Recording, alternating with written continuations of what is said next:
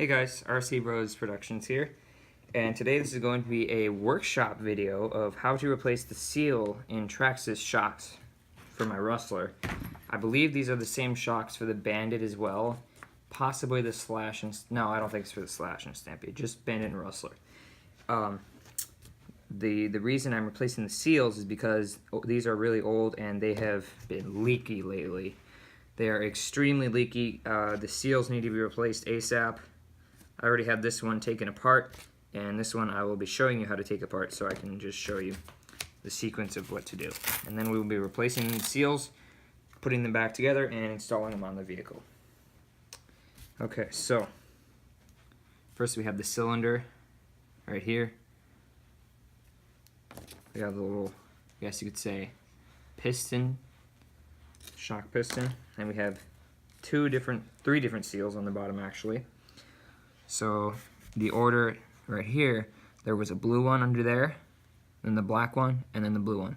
The black one is kind of a harder plastic, and the blue ones are more of like a rubber seal. Alright, so we're going to be taking apart this shock.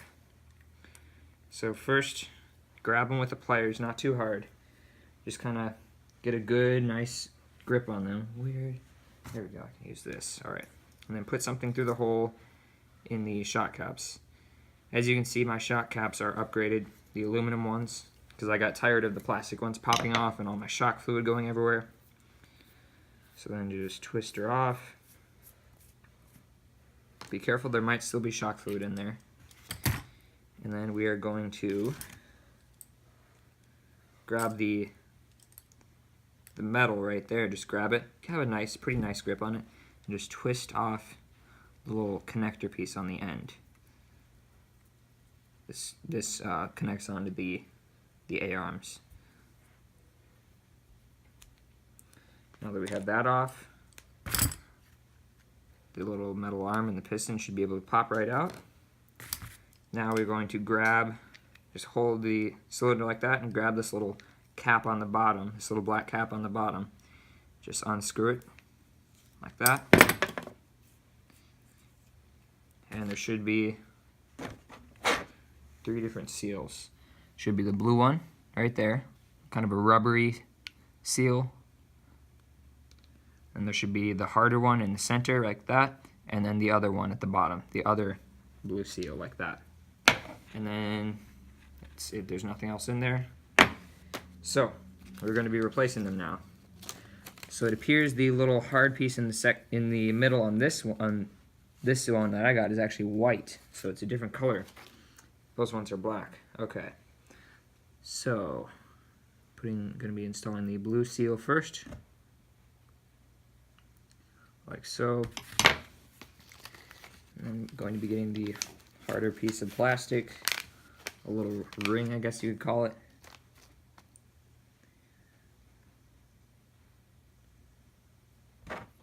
Make sure to push them down so there's room for the others.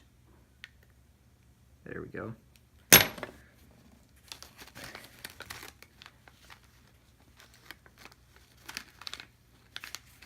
And then grab the other one, the other seal, and put it right on top. Perfect. And there's also going to be extra E-clips inside there for the piston, but I don't think I'll need to be replacing those. Alright, let me see. Looks good. Alright, that one is ready for the piston to go back in. So just going to slide it in. Careful not to pop it out. Again, the blue seal. And then you can screw the bottom cap back on. Be sure to seal it very well.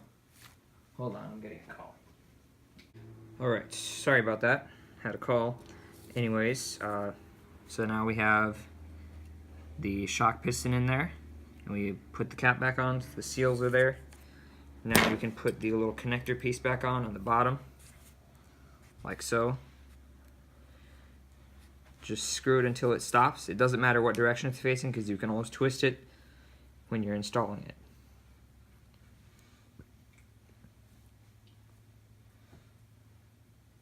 There we go. Looks good. Alright, next we will be putting in the shock oil. Logan, could you come here and help me with this one?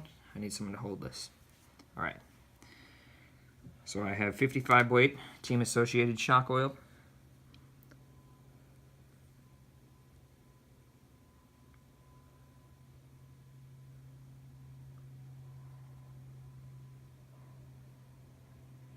Here we go. All right, now we're going to be putting on the rubber seal on the top.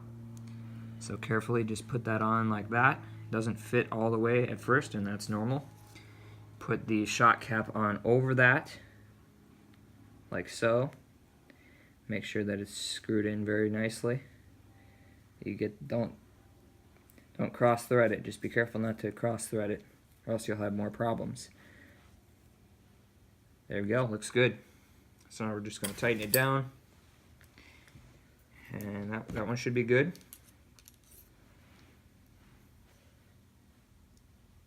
There we go. I'm going to grab a napkin to wipe that off. Okay. There's going to be a lot of residue coming out, a lot of shock oil coming out when you first install it like this, and that's normal. Just be ready for it. Alright, this one feels good. Any leaks? Nope, no leaks. Should be good. Next, we're going to be putting on this little ring around the the cylinder, and then put on any clips that you have over that. So like this. Any clips that you had on there, just put it on like that. Now, put the spring on. Pull the spring back, and then put in the bottom, the little holder, the little shock holder at the bottom. I guess it's a little cup type thing, and should be good. Good to go. That one's ready to be installed. All right, next one.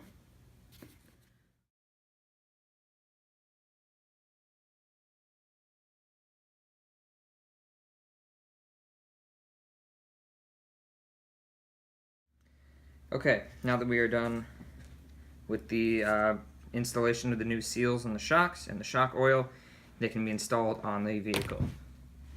So first we're going to be grabbing the bottom and top screws. These should be the top ones, should look like that. And the bottom ones look like that. So there they are together.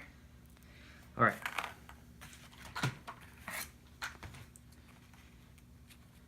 So just put it in the hole that you want to, depending on which one. There are probably adjustments, different holes you can put it onto. Just put it on whichever one you want, and thread the screw through, and just tighten it down. Just be careful not to over tighten it. Same with anything else, especially the shock caps. Just be careful not to over tighten, because that can cause issues. You can strip them out. And then just put the other one over the shock cap like that, and tighten down. I think we need a larger Allen wrench for this.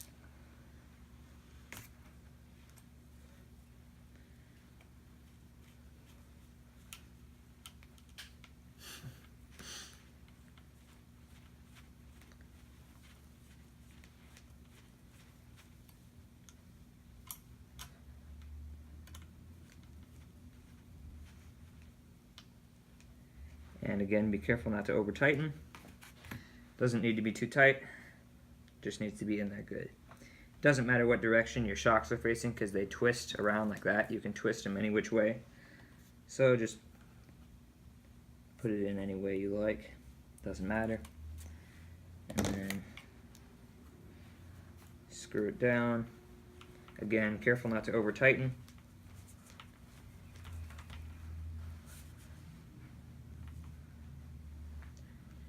The reason, if you're wondering why I have the wheels off, the reason I have the wheels off is just for easier convenience.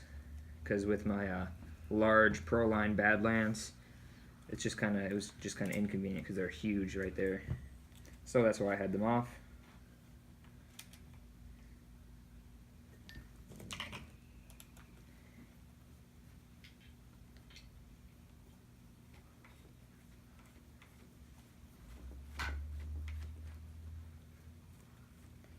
And there we go. Should be on there. And there we go. The new shocks are installed. Just be sure that they're working. No leaks. Nope, they look pretty dry. Looks good. Thanks for watching. See you next time.